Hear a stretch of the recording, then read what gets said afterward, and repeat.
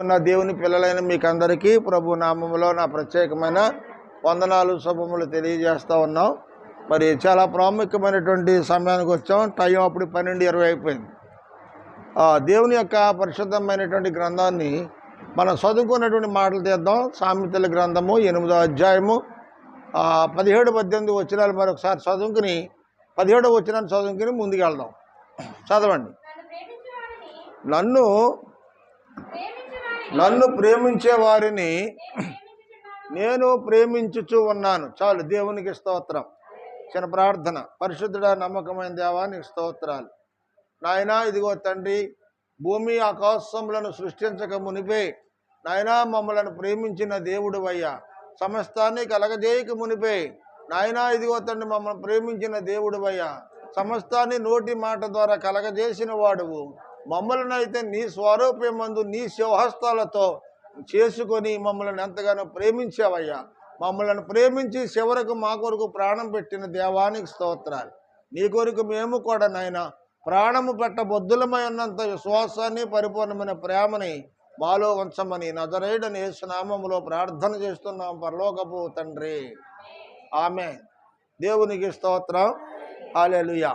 ఈ యొక్క సామెతల గ్రంథము 8వ అధ్యాయము 17వ వచనాన్ని మనం చూసినప్పుడు ఇక్కడ చక్కని మాట మనకి కనిపిస్తూ ఉంది. నన్ను ప్రేమించే వారిని నేను ప్రేమించుచూ ఉన్నాను అంటున్నాడు దేవుడు. అంటే మరి దేవుణ్ణి ప్రేమించటం లేదా అంటే ప్రేమించకుండా దేవుని మందిరానికి ఎవరము రాము. కానీ ప్రేమల్లో అనేక రకమైన తేడాలు ఉన్నాయి. ప్రేమలో సంకుచితమైన ప్రేమ ఉంది, పరిపూర్ణమైన ప్రేమ ఉంది, కపటోపాయముతో పెట్టేటువంటి ప్రేమ ఉంది. ప్రేమలో ఎన్నో రకాల ప్రేమలు మనము చూస్తూ ఉన్నాం. యేసు ప్రభువు భోజనానికి కూర్చున్నప్పుడు ఇస్కరియోతు యోధ కూడా బోధకుడా నీకు శుభము కలుగును గాక అన్నాడు ప్రేమగా. కానీ పెదవులతో ప్రేమించాడు, కానీ తన హృదయంలో ఏమున్నదంటండి, పగ, అంతరంగంలో పగ దాచుకొని యేసు ప్రభువుని అమ్మివేయటానికి 30 వెండి నాణ్యాలకి మాట్లాడుకున్నాడు. మనకు ఆ విషయాన్ని తెలిసే. ఎందుకంటే రకరకాలైనటువంటి ప్రేమలు లోకంలో చూపిస్తున్నారు. ఈ లోకంలో ఉండే లోక సంబంధమైన ప్రేమ కాదు, కానీ దేవుడు లోకముని ఎంతో ప్రేమించనని యోహాను 3:16 మనం చూస్తూ ఉన్నాం కదండి. దేవుడు లోకాన్ని ఎంత ప్రేమించాడంటే దానికి అవధులు లేవు, కొలతలు లేని అంతగా దేవుడు ప్రేమిస్తే దేవుణ్ణి లోకమంతా ఏం చేసిందండి, సిలువ వేసి చంపేసింది. దేవునికి స్తోత్రం. హల్లెలూయా. అయితే ఈ లోకము ఇక్కడ మీ ఇళ్ళ దగ్గర కావచ్చు, మా ఇళ్ళ గడకొచ్చు, ఎక్కడైనా సరే అండి, మన చుట్టుతరగా మనం ఎవరినైతే అతిగా ప్రేమిస్తామో వాళ్ళే మనకి శత్రువులుగా తయారవుతుంటారు. మన రక్త సంబంధులు కావచ్చు, చుట్టాలు కావచ్చు, బంధువులు కావచ్చు, స్నేహితులు కావచ్చు, వాడగట్టు కావచ్చు, ఇరుగు పొరుగు కావచ్చు, ఎవరైనా సరే. ప్రియమైన వారులారా, మీరు చాలా జాగ్రత్తగా గమనించినట్లయితే అన్యులు అందరూ కలిసి ఒక రకంగా సహవాసం చేస్తారు, దేవుని పిల్లలు ప్రత్యేకించి ఒక రకంగా ఉంటారు. ఎక్కడైనా కార్యక్రమాలకు వెళ్ళేటప్పుడు చూడండి, అన్యులందరూ కలిసి జట్టు కట్టుకుని వెళ్తూ ఉంటారు. వాళ్ళతో మనం కడిచి వెళ్ళగలమా? వెళ్ళలేం. ఎంచేతంటే గొర్రెలను మేకలను దేవుడు ఏం చేశాడంట, ఏరుపరిచాడండి. అంచేత మనము గొర్రెలతో మనం గొర్రెలు అంటే మనము విశ్వాసులతో కూడినటువంటి వ్యక్తులు గొర్రెలతో, మరి విశ్వాసం లేనటువంటి లోక సంబంధమైన వ్యక్తులు మేకలతో దేవుడు పోల్చాడు. అంచేత వాళ్ళు ఎటైనా వెళ్తారు, ఎక్కడికైనా వెళ్తారు, వాళ్ళకి గురించి అడ్డుపడడం లేవు. కానీ దేవుడు మనకి మంచి కాపరై ఉన్నాడు. నేను గొర్రెలకు మంచి కాపరిని అని యోహాను 10లో కూడా అంటూ ఉన్నాడు. ప్రియమైన వారులారా, తన గొర్రెల కోసం ప్రాణం పెట్టినవాడు ప్రభువైన యేసుక్రీస్తు. ఈరోజు నీ కోసమైనా, నా కోసమైనా, మన కోసం, ఎవరి కోసమైనా ఈ లోకంలో నా అవసరమైతే నీ కోసం నా ప్రాణం పెడతానని అంటారు, కానీ మన కోసం ప్రాణం పెట్టేవాళ్ళు ఎవరు లేరండి. కానీ యేసయ్య మన కోసం ఈ లోకానికి వచ్చాడు.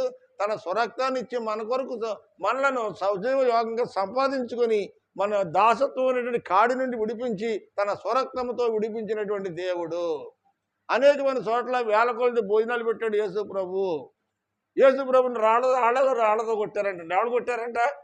ఎవరికైతే యేసు ప్రభు భోజనం పెట్టాడో వాళ్ళే పంచిన రొట్టెలో ఏమైనాయి అంట, రాళ్ళు అయిపోయినాయంట. పంచిన రొట్టెలే రాళ్ళు అనే పాట కూడా మనం విన్నాం కదండి. ఈ రొట్టెలు తిన్న వాళ్ళందరూ రాళ్ళుతో యేసు ప్రభుని కొట్టారంటండి. చూసారండి ప్రియమైన వారు, ఎందుకు ఈ విషయం చెప్తున్నానంటే మనం చుట్టుదరగా ఉండే వ్యక్తులతో మనం చాలా జాగ్రత్తగా ఉండాలి. ఏ కులమో, ఏ జాతి, ఏ మతం నేను అంటలేదు. మన చుట్టుదరగా ఉన్నటువంటి అన్యజనులతో చాలా జాగ్రత్తగా మనము ఉండాలి. ఏదైనా సమస్య వచ్చినప్పుడు మన దేవుని పిల్లలే మన కోసం ప్రార్థన చేస్తారు, కానీ అన్యజనులు మన కోసం ప్రార్థన చేయరండి. అంచేత మన కష్టకాలం ఉన్నప్పుడు అన్యులతో మనం చెప్పకూడదు. అసలే అన్యజనులతో అసలు చెప్పకూడదు. దేవుని పిల్లలతో మనం ఒకరికొకరు చెప్పుకుని అందరం కలిసి ఏదో ఒక ఇంట్లో కూర్చుని ప్రార్థన చేసుకోవచ్చు. ఇప్పుడు శుక్రవారం అని ఏముంది, లేకపోతే ఆదివారం అని ఏముంది, మిగతా రోజులు వారం అంతా ప్రార్థన చేసుకోవచ్చు. అపోస్తులు ఏం చేశారు, ఇంటింటా కూడుకొని అని రాయబడి ఉంది.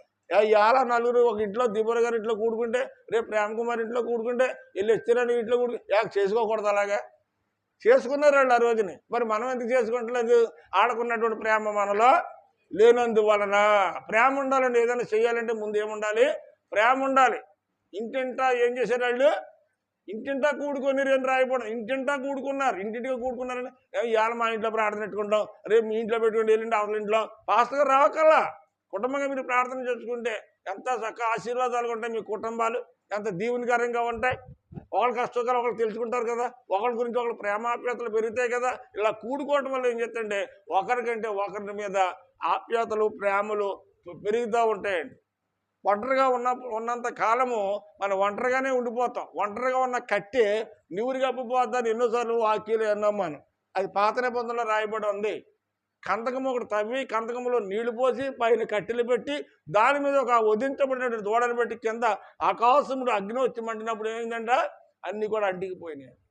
అంటికిపోయే సమయంలో 10 మంది 10 కట్టెలు అంటికిపోయినాయి. అందులో కట్టె తీసి పక్కన పెట్టాం అనుకోండి, ఆ వేడి ఉన్నటువంటి కట్టి కూడా ఏమైపోద్ది, బూడిద కట్టేసి నీరు కప్పేసి చల్లారిపోద్ది. అంచేత మనిషి ఒంటరిగా ఉంటే చల్లారిపోయే స్థితి ఉంటుంది. ఏ విషయంలోనూ?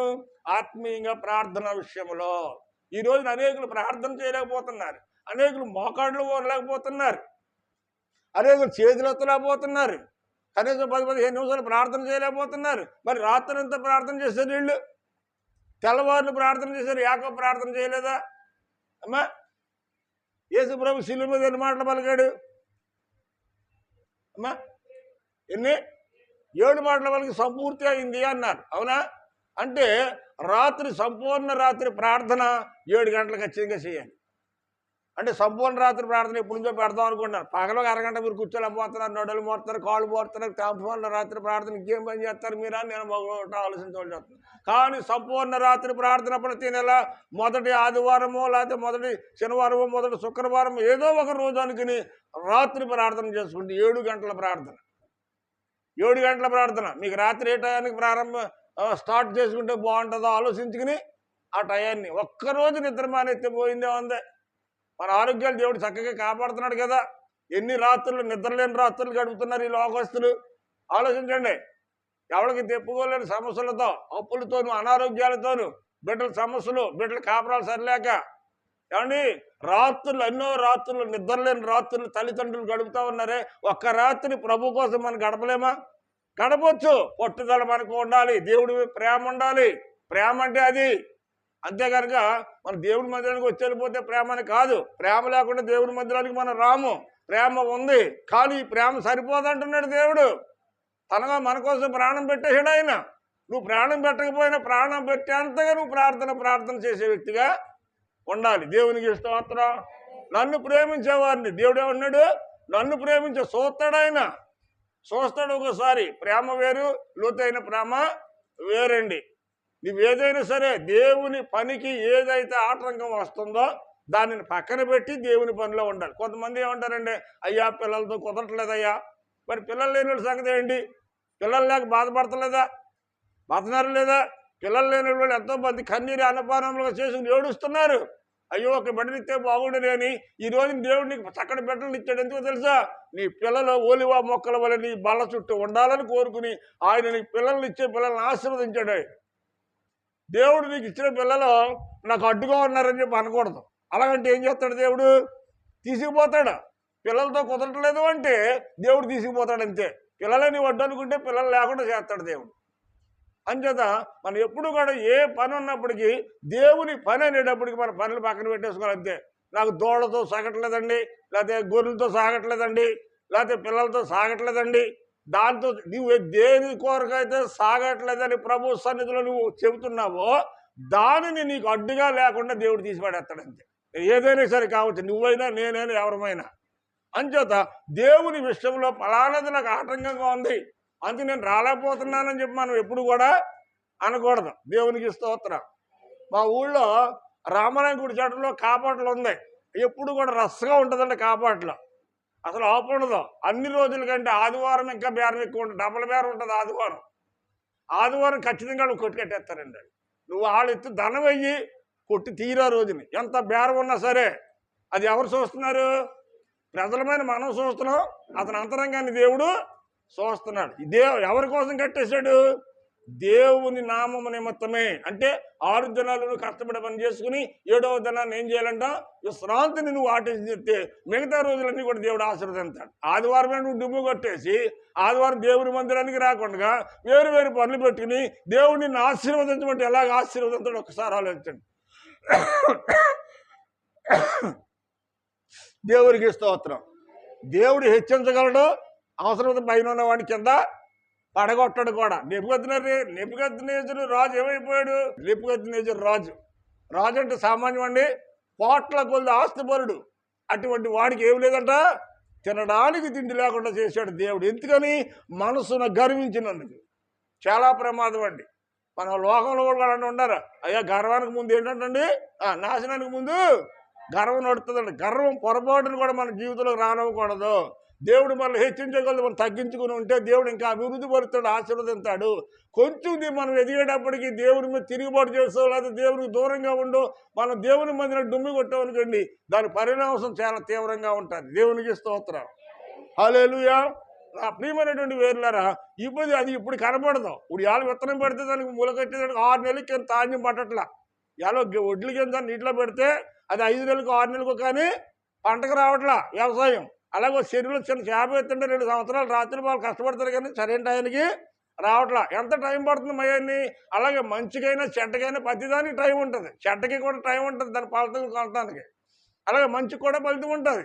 అంచేత దేవుడే ఉన్నాడండి, నేను నిన్ను ప్రేమిస్తున్నాను, దేవుడు నిన్ను ప్రేమిస్తున్నా, నువ్వు నన్ను ప్రేమించినా ప్రేమించకపోయినా నేను నిన్ను ప్రేమిస్తా ఉన్నాను అన్నాడు. అయితే నీవు నన్ను ప్రేమిస్తే ఇప్పుడు నేను నిన్ను, అక్కడే ఉన్నాడు లోకమంతటిని ప్రేమించాను అంటున్నాడు. అక్కడ లోకమంతా ప్రేమించడం వేరు, ఇక్కడ నిన్ను ప్రత్యేకంగా ప్రేమించడం వేరు. దేవునికి స్తోత్రం. హల్లెలూయా.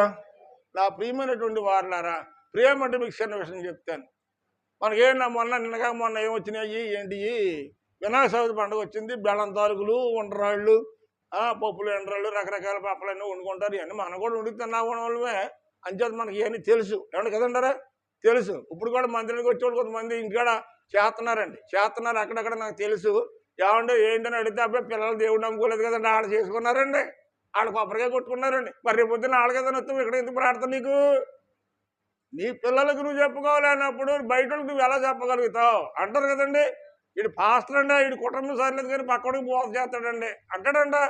అలాగనమాట. ఒక సంఘంలో పెద్ద కావచ్చు, లేదా సంఘంలో ఒక లోతైన విశ్వాసి కావచ్చు, ఏదైనా సరే ఒక సంఘ పెద్ద అనేటప్పటికి ఎలా ఉండాలంటే, ఎవడైనా సంఘంలో తప్పు చేస్తే గద్దించే విధానం ఉన్నటువంటి వ్యక్తే సంఘ పెద్ద. అర్థమైందండి మీకు? సంఘానికి పెద్ద అంటే తగ్గించుకుని ఉండే వ్యక్తి పెద్ద. అవునే కదంటారా?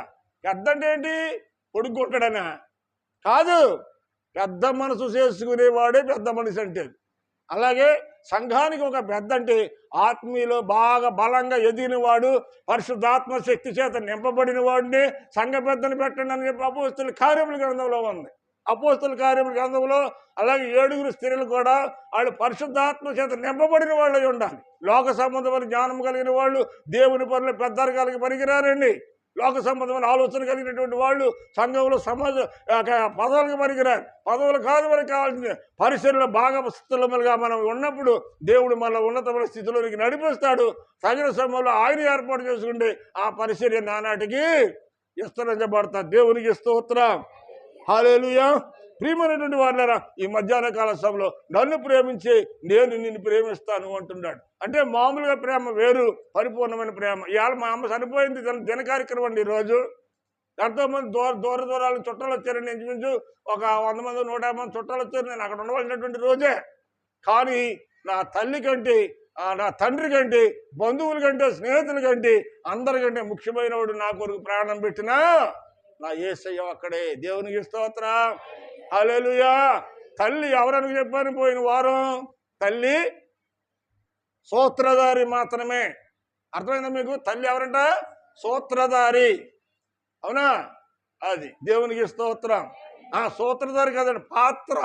తల్లి అది పాత్రధారి. పాత్ర అంటే దేవుడు తన గర్భంలో ఒక బిడ్డను పెట్టాడు, నవమాసాలు మోసి కనడం వరకే ఆమెకు ఒక పాత్ర, అది ఒక పాత్ర దేవుడానికి ఇచ్చాడు. ఆ పాత్ర ఇచ్చినాడు ఎవడు? సూత్రధారి. ఆ సూత్రధారుడే ప్రభువైన యేసు. అంచేత సూత్రధారి దేవుడు, పాత్రధారి మనుషుడు. అంచేత ఈ యొక్క మధ్యాహ్న కాల ప్రియమైన వారులారా, దేవుడు ప్రతి తల్లిని ఒక బిడ్డని ఒక గర్భం అవసరం కాబట్టి ఆ గర్భంలో దేవుడు ఆ యొక్క నిస్సుని పట్టుకెళ్ళి పెట్టాడు. దేవునికి స్తోత్రం. ఈ యొక్క మధ్యాహ్న కాల సమయంలో ఎన్ని ఉన్నా ఏది ఉన్నా ప్రేమ అంటే ఏంటంటే తెలుసా?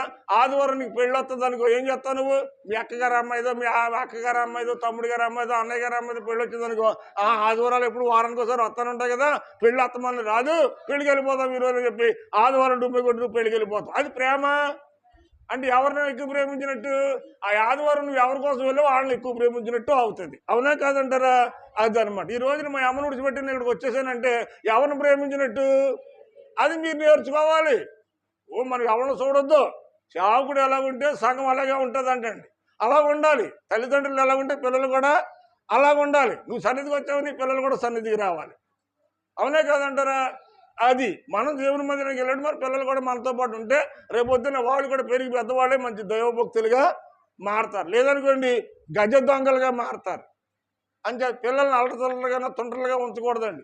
భయభక్తులతో బాల్య దినములలోంచి పెంచాలి. అప్పుడు చెప్పిన మాట వింటారండి. ఎంతమంది ఈ రోజుని భయభక్తులతో పెంచనందువలన వారి జీవితాలు విచ్ఛిన్నమైపోయి ఎంతోమంది తల్లులు ఈ రోజుని ఏడుతున్నారు. ఈ రోజుని ఎంతమంది తల్లులు ఏడుతున్నారు? తమ భర్తలు తాగుబోతులు అయిపోయి, తిండిపోతులు అయిపోయి, కష్టార్జితమంతా నడు రోడ్లో బజార్లో ఖర్చు పెట్టేసుకుని హార్ట్ అటాక్లు వచ్చి సడన్గా ఎంతమంది చచ్చిపోతున్నారు ఈ రోజుని? మందు మాంసం తిని అర్ధరాత్రి హార్ట్ అటాక్ వచ్చి చచ్చిపోతున్నారు ఎంతోమంది. తెల్లారుజామున హార్ట్ అటాక్ వచ్చి చచ్చిపోతున్నారు ఎంతోమంది. కారణాలు ఏంటో తెలుసా? వాళ్ళకి ప్లాట్ ఎక్కువైపోయి నరాల్లో బ్లడ్ సర్క్యులేషన్ లేక హార్ట్ అటాక్ వచ్చి చచ్చిపోతున్నారు. మనకున్నది మంచిదే, ఉన్నదని చెప్పి 4 సార్లు తినకూడదండి. మితముగా తినాలి. ఏదైనా అతి అనారోగ్యమే. అవునా కాదంటారా? అతి అనారోగ్యమే. అతిగా వర్షం కురిస్తే చేలన్నీ మునిగిపోతాయి, పండిన పంటలన్నీ నాశనం అయిపోతాయి. అలాగని చెప్పి వర్షాలు కురిస్తే మానేసిందనుకోండి, ఊడ్చిన వ్యవసాయం అంతా ఎండిపోతుంది. అవునా? అతి మితి కూడా ప్రమాదమే. అంతే అలా ఉండాలి. పని అయినా, జీవితమైనా, తిండి అయినా మితమ్మగా ఉండాలి. ఇవాళ పచ్చిరొయ్యలు మామిడిగా వండుకున్న పులపులకు ఉందని 4 ముద్దలేకట్ట తిన్నాం, మనకి ఏమవుతుంది? అది అనమాట. మమ్మల్ని పరామర్శించడానికి వచ్చింది శ్రావణి సత్యానందం. వెళ్తా అక్కడ దారిలో ఆగి పచ్చరిగా బజ్జీలు తిన్నారండి. ఇంత లోపల ఇంత పొడికి. దానికి బాగా ఇష్టం పచ్చరిగా బజ్జీలు. తాగుబోతుడు తింటారు పచ్చరిగా బజ్జీలు. ఎవరో శ్రావణి సరిగ్గా తిందో ఎక్కడ తిందో తెలియదు, కానీ మొత్తం మీద లక్ష్మీపురం దాటిన తర్వాత బంటిపల్లి దర్దాపుకి వెళ్ళేటప్పటికి మొత్తం గుండు పట్టేసి ఉపద్రవం నొప్పి వచ్చి కుప్పకూలిపోయిందంటే. అక్కడ మన దోపడికి బస్తలు ఉన్నారులే, ఇదివరకంటే ఎవరు లేరు, కానీ ఇప్పుడు అందరూ ఉన్నారు ఎక్కడ పడితే అక్కడే.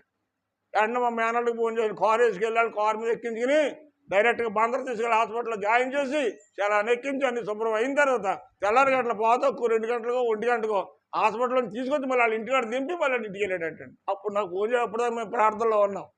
ఆ రోజు ఆ టైం ప్రాణం పోతుంది, ఎవడు దిక్కుదేవా అని ఆలోచించండి.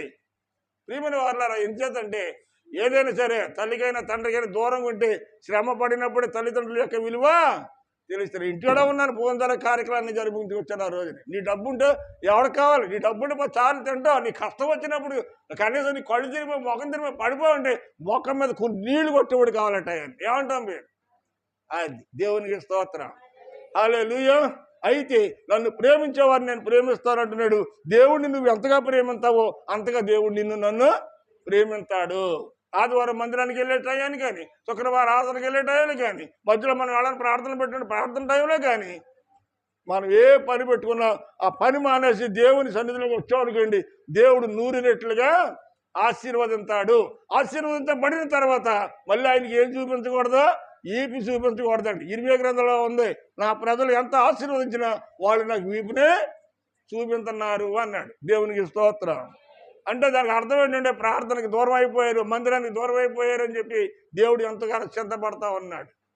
యెషయా గ్రంథం 1:2 కూడా మనం చూస్తాం. ఆకాశం ఆలకించి భూమి సేవయొద్దు, నేను పిల్లలు కానీ గొప్పవారిని చేస్తే వాళ్ళు నా మీద తిరుగుబాటు చేశారని దేవుడు ఎంతో బాధపడుతున్నాడు. ఆకాశాన్ని భూమిని ఆయన సాక్షులుగా వేసుకున్నాడు. ఎందుకో తెలుసా? మన నమ్మకస్తులము కాము కాబట్టి. మనం యథార్థవంతులు కాదు కాబట్టి, మనం అబద్ధికులము, మనం మోసగాళ్ళం కాబట్టి దేవుడు మనల్ని నమ్మకపోతే కారణం ఏంటంటే ఆయన మనల్ని ప్రేమించినప్పటికీ కూడా ఆయన ప్రేమను పక్కన పెట్టేసి మనము వేరే వేరే వ్యక్తుల్ని ప్రేమిస్తూ ఉన్నాం. దేవునికి స్తోత్రం. హల్లెలూయా. ఉందండి, అందులో మాట ఉందా? ఏముంది? చదవండి త్వరగా. ఆకాశం ఆలకించు, భూమి చెవియొగ్గు, నేను పిల్లలను కని గొప్పవారిని చేస్తే వాళ్ళు ఏం చేశారంట? తిరుగుబాటు చేశారంటండి. తిరుగుబాటు చేసే వాళ్ళు అందరూ ఎవరు? దేవుడు ఎవరైతే ఎక్కువగా ప్రేమిస్తాడో, ఎవరినైతే ఎక్కువగా ఆశీర్వదిస్తాడో, ఆశీర్వదించబడిన వాళ్ళే, ప్రేమించబడిన వాళ్ళే చివరికి ఏం చేస్తారంటే దేవుడి మీద తిరుగుబాటు చేసినా, సేవకుడి మీద తిరుగుబాటు చేసినా దేవుడి మీద తిరుగుబాటు చేసినట్టే. దేవునికి స్తోత్రం. హల్లెలూయా. ఎవరు సాక్ష్యం అంటండి? ఎవరిని సాక్ష్యం పెట్టుకున్నాడు దేవుడు? భూమిని ఆకాశాన్ని సాక్ష్యం పెట్టుకున్నాడు. మనుషుల మీద సాక్ష్యం పెట్టలేదు. మనుషులు ఎందుకు పెట్టలేదు సాక్ష్యం? మనుషులు ఎవరు నమ్మదగిన వారు కాదన్న సంగతి ఆయనకి తెలుసు, మనకు కూడా తెలుసు. అవునా? మనకు కూడా తెలుసు. దేవునికి స్తోత్రం. హల్లెలూయా. ప్రియమైన వారులారా, ఈ యొక్క మధ్యాహ్న కాలంలో వాక్యాన్ని ముగించేస్తున్నంత టైం 5 నిమిషాలు మాత్రం. రెండవ మాట మనం చూద్దామండి. కీర్తన 91:14 చూద్దాం. దేవుడిని నువ్వు ఎక్కువగా ప్రేమిస్తే, నీ సొంత పనులు పక్కన పెట్టి దేవుడిని నువ్వు ఆరాధిస్తే, దేవుడిని మహింపరిస్తే, దేవునికి ఎక్కువ నీ హృదయంలో ప్రథమ స్థానాన్ని ఇస్తే, నీవు మార్గాన్ని వెళ్ళినప్పుడు కావచ్చు, లేదా ఎక్కడికైనా ఊరికి వెళ్ళినప్పుడు కావచ్చు, లేదా ఈ దేశాలు వెళ్ళినప్పుడు కావచ్చు, వచ్చేటప్పుడు కావచ్చు, ఇక్కడ విమానం ఎక్కితే అక్కడ విమానం దిగాలి, మయాన్ని ఏం జరుగుతుంది ఆవిడకి తెలియదు. విమానం ఎక్కడ విమానం దిగుతాడని గ్యారంటీ ఉందా? ఎప్పుడు కూలిపోతే ఎవరికి తెలియదు. కానీ అక్కడ ఏం కావాలి?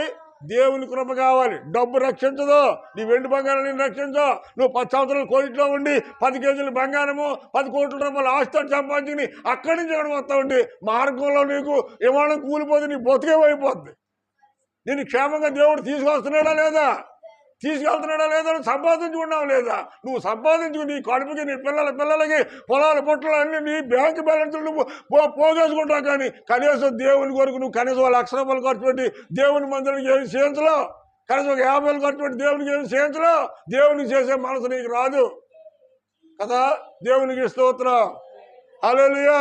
సంవత్సరం అంతా దేవుని సేవకులు నీ కొరకు ప్రార్థన చేసిన కనీసం సేవకులు బట్టలు పెట్టేటువంటి చేతులు కూడా నీకు రావు. కారణం ఏంటో తెలుసా? నీ చుట్టాలకి, నీ బంధువులకి, నీ స్నేహితులకి మంచి మంచి బట్టలు పెట్టుకుంటావు, మంచి మంచి వస్తువులు ఇస్తావు. కానీ కన్నీరు కార్చి 365 రోజులు నీకోసం ఉపవాసం ఉండి ప్రార్థన చేసి దైవజనులకి నీవు ఇచ్చేది ఏమిటి? ఆలోచించి ప్రియమైన వారుల, మేము లేవడం ఉద్దేశించిన మాటలో వాక్యం అంతే. నువ్వు చేస్తే ప్రేమ నీలో ఉంటే చేస్తావు.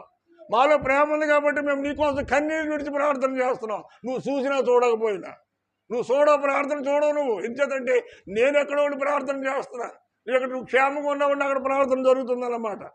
దేవునికి స్తోత్రం. హల్లెలూయా.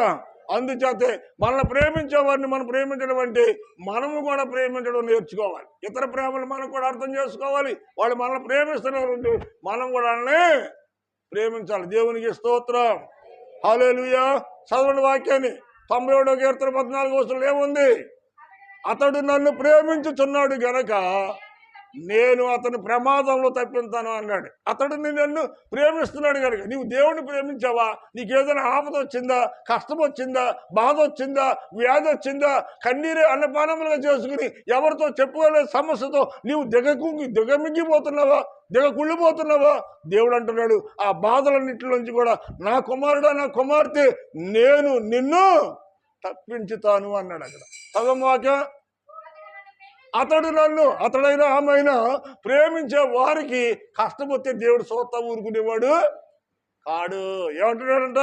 అతడు నన్ను ప్రేమించున్నాడు కనుక నేను అతని ఆపదలో నుండి, అతని కష్టాల్లో నుంచి, అతని బాధల్లోంచి నేను తప్పిస్తాను. అర్థమవుతుందా మీకు? ఏమంటున్నాడు? తప్పిస్తాను. ప్రేమించడంలో ఉన్నటువంటి గొప్పతనం ఏంటంటే అది లోకమైతే ప్రేమించదు కనుక అక్కడ తప్పించకపోతే ఏమవుతుంది? యాక్సిడెంట్ అవుతుంది. బాగా అర్థం చేసుకోండి. ఇప్పుడు ఎదురు బదులు మోటార్ సైకిళ్ళు వస్తున్నాయండి. రెప్పబాటులో తప్పుకుంటేనే ఇద్దరు క్షేమంగా ఉంటారు. గుద్దుకున్నారనుకో వాళ్ళు సత్తారు, వీళ్ళు సత్తారు. అవునా కాదంటారా? అలాంటి నీకు ప్రమాదం రాకుండా దేవుడే ఉంటాడంటే నీవు నన్ను ప్రేమించున్నావు గనక నీ పిల్లలైనా, నీ కూతురినైనా, కుమారుడినైనా, నీ మనవడినైనా, మనవరాలనైనా, ఎవరినైనా సరే నేను వాళ్ళకి రావాల్సిన ప్రమాదాల్లోంచి నేను తప్పించేవాడిని.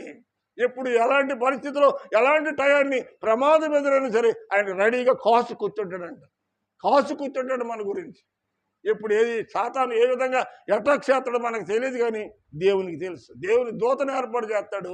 ఆ ప్రమాదం రాకుండా దేవుడు మనలను చూడండి. ఒకసారి చూడండి, రెప్పపాట్లో వెనకాల మోటార్ సైకిల్ దూసుకుంటూ వెళ్ళిపోతాడండి, ఒకసారి బుధుడు రాసుకుంటూ వెళ్ళిపోతాడండి.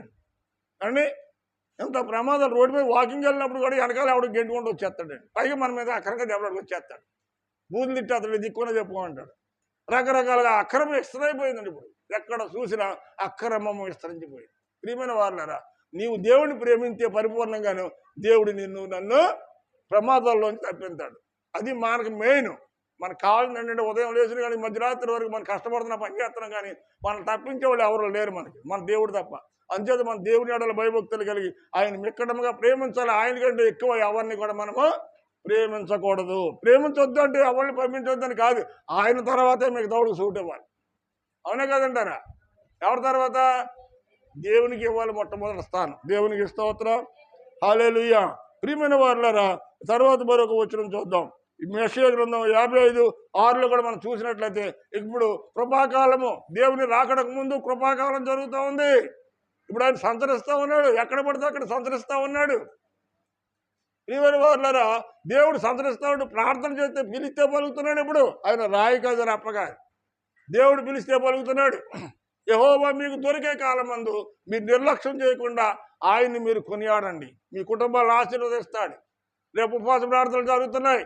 2 రోజులు ఇవాళ రేపు వెళ్ళొచ్చులే, రేపు ఇవాళ కూడా ఉంది కదా, లేకపోతే ఎల్లుండి కూడా ఉంది కదా, ఆఖరి రోజు వెళ్ళొచ్చులే. చాలామంది ఆఖరి రోజున వస్తున్నారు, కానీ 2 రోజులు ఉపవాస ప్రార్థనలో ఉంటేనే నీ ఆశీర్వాదాలు ఉంటాయి. నీకు దేవుని మందిరం నుంచి నువ్వు ఆశీర్వాదాలు పట్టుకెళ్ళాలంటే ఆదివారం కాదండి, శుక్రవారం శనివారము 2 ప్రార్థనలు కన్నీరు విడిచి నువ్వు ప్రభు సన్నిధిలో మోకరిల్లి నేర్చెల్లిపోయి కన్నీటితో ప్రార్థన చేస్తే నీ హృదయాన్ని దేవుడు బాగు చేస్తాడు, నీ కుటుంబాన్ని బాగు చేస్తాడు, నీకు కలిగిన సమస్తాన్ని కూడా దేవుడు బాగు చేస్తాడు. అందుకే ఈ సమయాన్ని మనం వృధా చేసుకోకుండా యెహోవా మీకు దొరికే కాలమందు ఏం చేయాలమ్మా? ఆయనను వెతకండి. ఎప్పుడు వెతకాలి? మనం ఉపవాస ప్రార్థనలు పెట్టుకుంటున్నాం కాబట్టి శుక్రవారము శనివారము కూడా మనం ఆయన్ని వెతకడానికి ప్రయత్నం చేయాలి. ఆదివారం కాదండి, ఆదివారం మెయిన్ కాదు, శుక్రవారం మెయిన్, శనివారం మెయిన్. 4 పూటలే కంటే 2 పూటలే ఆయన్ని వెతకాలి. ఎక్కడ వెతకాలి? రోడ్డు మీద, సినిమా హాల్లోనా, టీవీల దగ్గర, ఎక్కడ? దేవుని సన్నిధిలో ఉపవాసం ఉండి కన్నీటితో ఆయన్ని వెతికితే ఆయన ప్రత్యక్షమయ్యే దేవుడు ఏంటంటే. దేవునికి స్తోత్రం, హల్లెలూయా. ప్రియమైనటువంటి వారులారా, ఆఖరిగా నేను ఒక మాట చెప్పి ముగించేస్తాను. ఇంకా సామెతల గ్రంథం 8వ అధ్యాయము 18వ వచనం చదువుకుందాం. నీ దేవుణ్ణి ప్రేమిస్తే నీలో ఉండవలసిన లక్షణం 21, అది నా ఆజ్ఞలను అంగీకరించి వాటిని గైకొన్నవాడే నన్ను ప్రేమించేవాడు. దేవునికి స్తోత్రం. ఇప్పుడు మీరు చెప్పండి, దేవుని ప్రేమించేవాడు ఏం చేయాలంట? ఆయన ఆజ్ఞలను గైకొని ఆయనను వెంబడించాలి. అంటే విన్నటువంటి వాక్యము ఈ చెవితో విడిచిపెట్టేయడం కాదు. ఏం చేయాలి? దాన్ని నెవరు వేసుకోవాలండి, గై కొనాలంట. విన్నటువంటి వాక్యాన్ని మనం జాగ్రత్తగా ఆలోచించమంటున్నాడు దేవుడు. నా ఆజ్ఞలను గైకొని అంగీకరించి వాటిని గైకొనాలి. మొట్టమొదటి మన హృదయానికి ఏం కావాలంటండి? ఏం కావాలమ్మా? ఉభయాలు ఉన్నారండి, 2 ఉన్నారు. వాళ్ళిద్దరూ ఒకటి అవ్వాలంటే ఏం అవ్వాలి అని మీరు చెప్పండి. 2 ఉభయాలు ఉన్నారు, ఉభయాలు ఇద్దరు ఏకం అవ్వాలంటే ఏం చేయాలి? ఏముందమ్మా అక్కడ? అంగీకారం ఉండాలి. అర్థమైందా? పెళ్ళికొడుకుని పెళ్ళికూతురు చూసుకుంటారు, పెళ్ళికూతురిని పెళ్ళికొడుకు చూసుకుంటారు. వాళ్ళిద్దరికి అంగీకారం అయితేనే మన తర్వాత మ్యాటర్ మనం మాట్లాడుకుంటాం. అవునే కాదంటారా? అంచేత ముందు ఒక అండర్స్టాండింగ్కి రావాలి. అందుకే దేవుడు ఏమంటున్నాడంటే, నీవు నా మాటలు విని వెళ్ళిపోవటమే కాదు, దానిని నువ్వేం చేయాలంట? అంగీకరించాలి, స్వీకరించాలి. ఆ వాక్యము జుంటదానికంటే మాధుర్యమైనది, అది నీ జీవహకు మంచి రుచికరమైనది, ఆరోగ్యాన్ని ఇచ్చేటువంటిది కనుక దానిని నీవు అంగీకరించే వ్యక్తిగా ఉండాలి. అంగీకరించి ఆ, ఆ, ఆ, అది నా ఆజ్ఞలను అంగీకరించి వాటిని గైకొన్నవాడే నన్ను ప్రేమించేవాళ్ళు అన్నాడు ఇక్కడ. అంటే నా మాటలు విని వాటి ప్రకారంగా చేసి వాటి ప్రకారంగా నడిచేవారే నన్ను ప్రేమించేవారు. దేవునికి స్తోత్రం. హల్లెలూయా. ప్రియమైన వారులారా, ఒక కూతురు కొడుకు ఉన్నారండి ఒక ఇంట్లో. కంగారు పడకండి అమ్మా. ఒక కూతురు కొడుకుంటే కూతురు టైలరింగ్ ఏనంటండి, కొడుకు టైలరింగ్ ఏనంట, తండ్రి టైలరింగ్ ఏనంట. తండ్రి టైలర్ కాబట్టి కూతురికి కొడుకు కూడా ఏం నేర్పాడంట, మిషన్ కొట్టడం నేర్పించాడంట.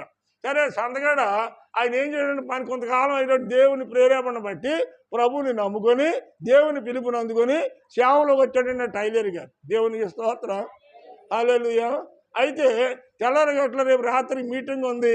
రేపు రాత్రి హైదరాబాద్ మీటింగ్కి వెళ్ళాలంటే ఈ రాత్రి మనం అన్నీ కూడా ప్రిపేర్ అవ్వాలి కదండి. పొద్దున 5 గంటలకు బండి ఎక్కితేనే కానీ రేపు పొద్దున వెళ్ళి అక్కడ సాయంకాలం 5 గంటలకు దిగం కదండి. అంచేత ఏం చేశాడంటే ప్యాంటు కొట్టుగాడు కుట్టించిన ప్యాంటు కొంచెం పొడిగైందంట. ఏమైంది? కొంచెం పొడిగైందంట ఆ ప్యాంటు. సరే కొడుకుతాడు అన్నాడు. కొడుకుని కేసి, అలా బాబా నేను మిషన్ కూడా కట్టుకెళ్ళి ప్యాంటు కుట్టించుకున్నాను, 2 అంగుళాల మొక్క కొంచెం పొడిగా అయిందిరా, అది కొంత అంత కుట్టిపెట్టరా అన్నాడు. కుట్టిపెట్టంటే అబ్బాయి నాకు కుదరదు డాడీ, నేను చేయలేను, తెల్లారిదాడు నేను ఎక్కడ చేయగలను, ఇప్పుడే పనిచేసి అలసిపోయిన నేను చేయలేను అని చెప్పి తండ్రికి మొరాగా గరాగా చెప్పేసి చేయను అని చెప్పాడంట. మరి ఇటు చేయకపోతే మరి కూతురు దగ్గరికి వెళ్ళాలి కదా. కూతురు కూడా టైలర్ కాబట్టి కూతురు దగ్గరికి వెళ్ళాడంట. అమ్మా ఇదిగో తల్లి, మరి నేను మిషన్ కూడా బట్ట కుట్టించుకున్నాను, 2 అంగుళాల ప్యాంటు పొడిగైపోయిందమ్మ, నేలకి ఊడిచేస్తుంది అని చేత 2 అంగుళాల మొక్క తీసిపెట్టామ్మా అంటే కూతురు అన్నదంటే సర్లే తీస్తానులే డాడీ అందంట. అర్థమైందా మీకు? ఎవరన్నారు? కూతురు అందే, కొడుకు అనలేదు. కూతురు కొడతానులే డాడీ అందే, తండ్రి కొడుకు మాత్రం కొట్టలేను అన్నాడు. సరే పడుకున్న తర్వాత మధ్యరాత్రి కూడా అయ్యో దైవజనుడు కదా మా నాన్నగారు, పొద్దున్న మీటింగ్కి వెళ్తున్నారు కదా, పొక్కుని ఏంటి కొట్టనానండి మా నాన్నగారిని అని చెప్పి వాడికి మారు మనసు వచ్చి పక్కలోను పైకి లేచి 2 అంగుళాల మొక్క కట్ చేసి మడతేసి కుట్టాడంట. అర్థమవుతుందా మీకు? ఏమన్నా సంతగడ కుట్టనన్నాడు కానీ మధ్యాహ్నం మధ్యమాత్రలో ఏమొచ్చిందంటే వాడికి మారు మనసు వచ్చిందంటే పక్కలో పడుకుని నిద్రపోతుంటే నిద్రాడతలేదంట. ఇదే రింగ్ అవుతుందంట. పరిశుద్ధాత్మ దేవుడు ప్రేరేపిస్తా ఉంటే 2 అంగుళాల మొక్క తీసి మడతట్టు కుట్టేసి పడుకున్నాడంట అక్కడ వేసి. సరే కాంజేపు నిద్రపోయి లేచిన తర్వాత కూతురు ఏం చేసిందంటే అయ్యో డాడీకి మళ్ళీ తెల్లారలేస్తే డాడీ ఊరికి వెళ్తాడు కదా, మరి ప్యాంటు కుట్టాలి కదా చెప్పి గబ్బా వేసి కూతురు ఏం చేసి కూతురు 2 అంగుళాలు కట్ చేసి మళ్ళీ మడతేసి కుట్టిందండి. ఇప్పుడు 2 అంగుళాలు 4 అంగుళాలు. అది ప్యాంటా కాదు, నిక్కరా కాదు, ప్యాంటు కాదు నిక్కరా, దాన్ని ఏదో షార్ట్ ఏంటంటారా, షార్ట్ చేసి అంటారు కదండి, అలాగ అయిపోయిందండి. పాస్టర్ గారు ఏం చేశారంటే సర్లే మరి ప్రయాణంలో బట్టలు నలిగిపోతాయని చెప్పి ఆ బట్టలు కుట్టేశారమ్మా అనేది కుట్టేశాను అన్నాడండి. ఓలేరు ఓ మంచి పని చేశారని చెప్పి అది సంచిలో పెట్టుకుని బ్యాగులో పెట్టుకుని ఆయన ప్రయాణం చేసి అక్కడ స్నానం చేసిన తర్వాత తీరా ప్యాంట్ వేసుకుని చూద్దాం, ప్యాంట్ వేసుకుందాం అనేటప్పటికి అక్కడ ఏమైందంటే అది నిక్కరే కాదు ప్యాంటు కాకుండా ఉందంట. మరి ఆ సాఫ్ట్ వేసి నేను ప్రార్థన చేసి అక్కడ పెట్టడం చేస్తే ఎలా ఉంటుంది అంటారా అమ్మా? ఒకసారి ఊహించండి మీరు. వెళ్ళేది ఎక్కడికి? సిరి పట్టుకుంటాగా. ఎక్కడికి వెళ్ళాడు? ప్రార్థనకి వెళ్ళాడని వాకింగ్ చేయడానికి వెళ్ళాడు పాస్టర్ గారు. కొన్నిసార్లు మారు మనసు రానటువంటి వాళ్ళు ఏం చేస్తారంటే చేయనన్న వాళ్ళు చేస్తానన్న వాళ్ళు చేయకపోవచ్చు. అంచేత దేవుడు ఈ మాటకి ఏమన్నాడంటే మీకు అంగీకారం ఉండాలని ముందు ఎక్కడ లోపల అంగీకారం ఉండాలి. వాక్యం వెళ్ళిపోతాం వల్ల ప్రయోజనం లేదు. వాక్యం వెళ్ళిపోవడం వల్ల ఏముంది అక్కడ? నా ఆజ్ఞలు అంగీకరించి వాటి గైకొన్న వారి ఎడల నన్ను ప్రేమించేవారు. అర్థమవుతుందా మీకు? ప్రేమ అంటే ఏంటి? పెదవులతో మాట్లాడేదా? ప్రేమ కలిగిన పెదవులు అపవిత్రమైన హృదయం అంట. దేవునికి స్తోత్రం. పెదవులతో కేకేయడం కాదు, హృదయంతో కేకేయాలంటే దేవా దేవా నన్ను కాపాడయ్యా, అయ్యా నన్ను కాపాడయ్యా అని చెప్పి దేంతో రావాలంటే ప్రార్థన పొడి మొక్కల ప్రార్థన నోటితో కాదండి, హృదయాంతరంగంలోని ప్రార్థన వస్తే కన్నీరు బడబడా బడబడా బడబడా కారి మన కూర్చున్న చోట అంతా తడిసిపోద్ది. దేవునికి స్తోత్రం. హల్లెలూయా. అలాగా ఆజ్ఞలు గోయకొని ఆయన నువ్వు యథార్థత కలిగి ఉంటే అట్టి వారిని నన్ను ప్రేమించుచున్నారు అంటున్నాడు దేవుడు. ప్రేమించుచున్నారా? ప్రేమించుచున్నారా? అమ్మా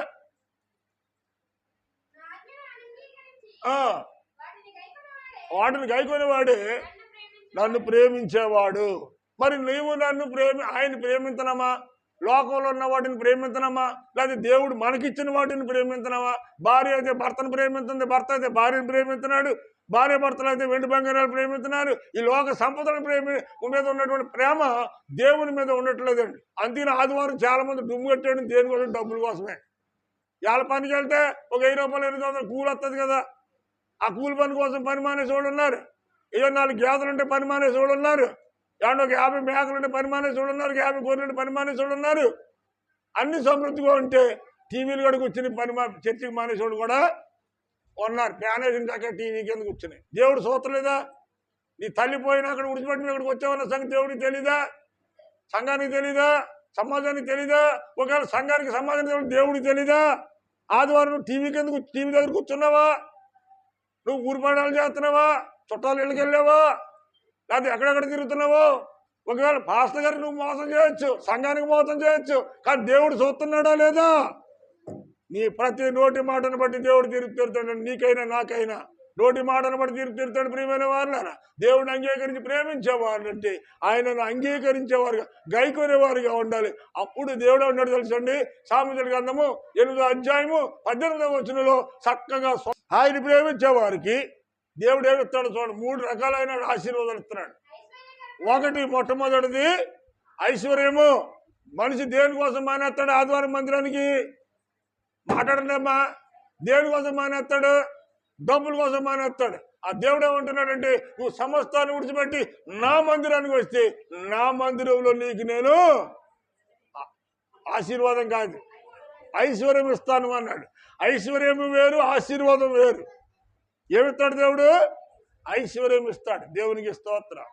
హల్లెలూయా. ఐశ్వర్యం అనగా కొలతలేనటువంటి విస్తారమైన దీవుళ్ళు అనమాట అండి. దానికి అంతుబంతు ఉండదు. దేవుడు నీకు ఐశ్వర్యం కావాలి అనుకుంటే దేవుని మందిరానికి రావాలి, దేవుని ప్రేమించాలి. దేవునికి మొట్టమొదట నీ హృదయంలో మొట్టమొదటి సోడిస్తే ఆయన నిన్ను, నీ కుటుంబాన్ని, నీ పిల్లలను ఏం చేస్తాడంట? అడుక్కుని వాడిగా చేస్తాడా? దరిద్రులుగా చేస్తాడా? రోగగ్రస్తులుగా చేస్తాడా? చిరిగిపోయిన కొట్లో తిరిగేవాడిగా చేస్తాడా?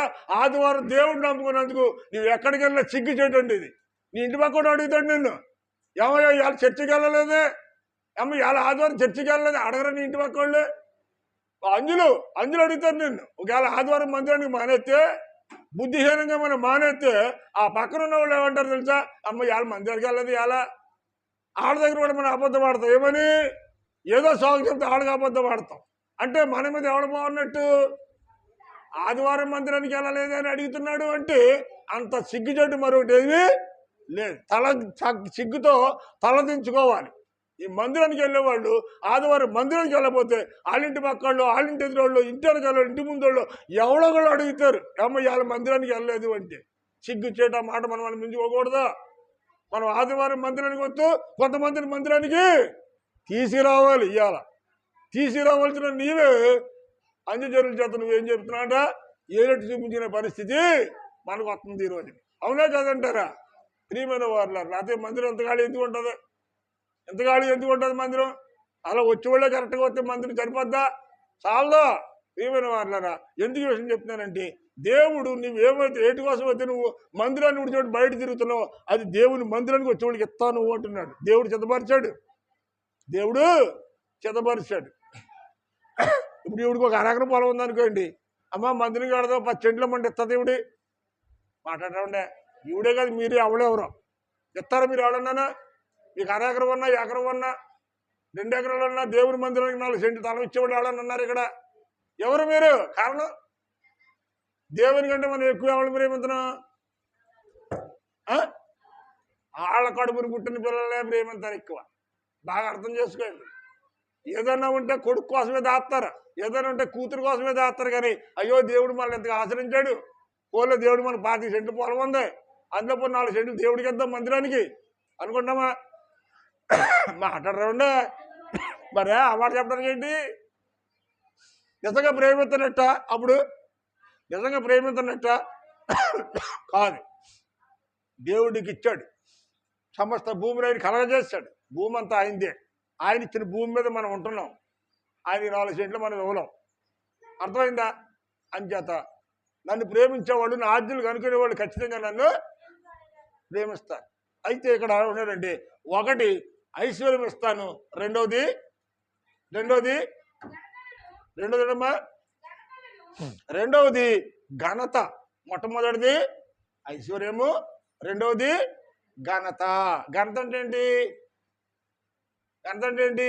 నువ్వు ఎక్కడైనా పెళ్ళికి వెళ్ళావు అనుకో, జనానికి వెళ్ళావు అనుకో, చాలా మందికి వెళ్ళావు అనుకో, నువ్వు అక్కడ ఉండగా నీకు ఎదురొచ్చి రెండు అని చెప్పి ఆహ్వానిస్తారు. అవునా? ఎవరన్నా? మీరు చిన్న ఉదాహరణ చెప్తాను. ఇవాళ ఏ ఎమ్మెల్యే గారు మీ ఇంటికి వస్తారు. మీరు ఇంట్లో ఏదో కార్యక్రమం జరుగుతుంది అనుకోండి, ఈ ఎమ్మెల్యే గారు వస్తే కారు అక్కడ ఆపుతాడు. ఆయన లోపలికి రాదు కదా కారు. అప్పుడు మీరేం చేస్తారు? పరిగెత్తుకుంటూ వీళ్ళందరినీ విడిచిపెట్టి ఎదురెళ్తారు. కారణం దేని బట్టి చెప్పాలి?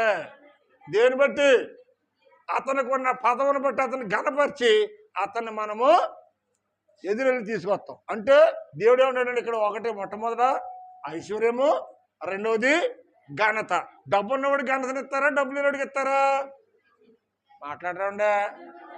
మన చుట్టమైనా సరే డబ్బు లేదు అనుకుంటే చుట్టానికి కూడా మనం గౌరవాన్ని ఇవ్వం. దేవునికి స్తోత్రం. హల్లెలూయా. డబ్బు గట్టిగా ఉందనుకో, అమ్మగారండి వదరాలండి అంటాం. అవునా? భార్య వచ్చిందని ఎదురు పరిగెత్తుకుంటూ వెళ్ళి అమ్మగారండి అయ్యారండి వణికిపోతారు కొంతమంది. కారణం ఏంటి? వాళ్ళకున్న డబ్బుని బట్టి, ఐశ్వర్యాన్ని బట్టి, వాళ్ళనే కాదు ఎవడైనా సరే పదవిని బట్టి, డబ్బుని బట్టి, ఈ లోకంలో భోగభాగ్యాన్ని బట్టి ఏమవుతుందంట? ఏమవుతుందమ్మా? ఘనత వస్తుంది. అంచేత నీకు ఐశ్వర్యం ఇస్తాడు దేవుడు. రెండోది కోయిటేళ్ళ దగ్గరే డబ్బు ఉంటలేదు అన్నారు. కోయిటేళ్ళు వచ్చిన దగ్గర డబ్బు లేదు అంటున్నారు. ఇంట్లో ఇబ్బందులు పడుతున్నావు అంటున్నారు.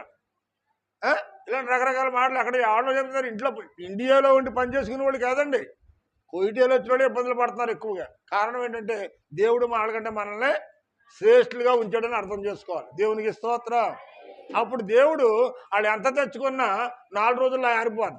ఆర్తకొప్పరం ఆరిపోయినట్టు ఆరిపోదు. కానీ దేవుడు మనకి కొంచెం ఇచ్చిన స్థిరస్థాయిగా ఉంటుందని అక్కడ రాయబడి ఉంది. చదవండి. ఒకటి ఐశ్వర్యము, 2 ఘనత, మూడవది స్థిరమైనదా, స్థిరం లేనిదా? అది స్థిరమైనది అంటే ఏంటి? దేవుడిచ్చింది మన ఇంట్లోనే ఉంటుంది. స్థిరమైనది అనగా దేవుడిచ్చిన ఐశ్వర్యము మన ఇంట్లో నిలబడి ఉంటుంది.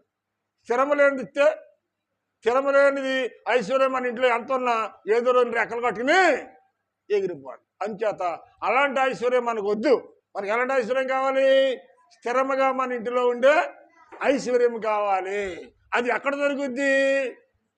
పుల్లారావు గారి కొట్లో మాత్రం దొరకదండి. అది ఎక్కడ దొరుకుద్ది? దేవుని సన్నిధిలో నీవు కన్నీరు విడిచి ఉపవాసం ఉండి ప్రార్థన చేయడం ద్వారా స్థిరమైన కలిమిని దేవుడు ఇస్తాడు నీకు. అక్కడి నుంచి నీ యొక్క జీవితం ప్రారంభమవుతుంది. ఎక్కడ ప్రారంభమవుతుంది అంటే ఎప్పుడైతే దేవుడు నీకు స్థిరమైన కలిమిని ఇచ్చాడో నీ జీవితం అక్కడి నుంచి స్టార్ట్ అవుతుంది. అంటే తెల్లరగడ్లు ఆటకి వెళ్ళే వాళ్ళు దేన్ని చూసి వెళ్తారు? ఆటకి అమ్మా, తెల్లరగడ్లు ఆటకి వెళ్ళే వాళ్ళు దేన్ని చూసి వెళ్తారో మీరు చెప్పండి. తెలుసా మీకు? తెలీదా అమ్మా? వినపడలేదు. దేని చూసి వెళ్తారా? అది ఆ మాట చెప్పడానికి ఏంటి దొరుకుతారండి? తెల్లవారు అట్లా చుక్కను చూసి బయలుదేరతారు. కరెక్టే, ఆ మాట కరెక్టే. దాని గురించి మిమ్మల్ని అడిగి నాకు తెలుసు. ఆయన మిమ్మల్ని అడిగితే మీరేం చెప్తారని ఆవిడ అడిగాను అనమాట. ఆవిడ వ్యాపారం చేస్తుంటారు కదా. అంతే చుక్కను చూసి ఆటకి వెళ్తూ ఉంటారు. ఆ చుక్క పొడిచిన కాడి నుంచి పొద్దు పొడిచేటప్పటికి అంచెంచులుగా ఏమొస్తుంది? వెలుగు వస్తూ ఉంటుంది, చీకటి అంతర్ధానం అయిపోతుంది. అంటే దేవుడు నీకు ఇచ్చినటువంటి స్థిరమైన కలిమి అంచెంచులుగా నీకు ఎలా ఉంటుందంట? ఉన్నతమైనటువంటి ఆశీర్వాదాల్లో నీకు నడిపిస్తుంది అన్నమాట. అంతేగాని ఒకసారి వచ్చి పడిపోతాడు. దేవుడు చెప్పట్లా. ఏకువ సుక్క పొడిచిన దగ్గర నుంచి పొద్దు పొడిచేటప్పటికి ఎంత టైం పడుతుందో ఆ చీకటి అంతా కూడా అంతర్ధానమై వెలుగు రావడానికి, అలాగే దేవుని యొక్క ఆ కలిమి అంచెంచెలుగా నీ ఇంటిలోనికి వస్తుంది. దేవునికి స్తోత్రం. హల్లెలూయా. అంచెంచెలుగా ఇంటిలోనికి ఆశీర్వాదం వస్తుందండి. స్థిరమైన కలిమి కావాలి అనుకున్న వాళ్ళు ఉపవాస ప్రార్థనలకు 2 దినాలు రండి, 3 దినాలు రండి, దేవుని సన్నిధిలో ప్రార్థన చేయండి. ఉపవాస దినాలు అయిపోయిన తర్వాత మళ్ళీ డుమ్ము కొట్టొద్దు.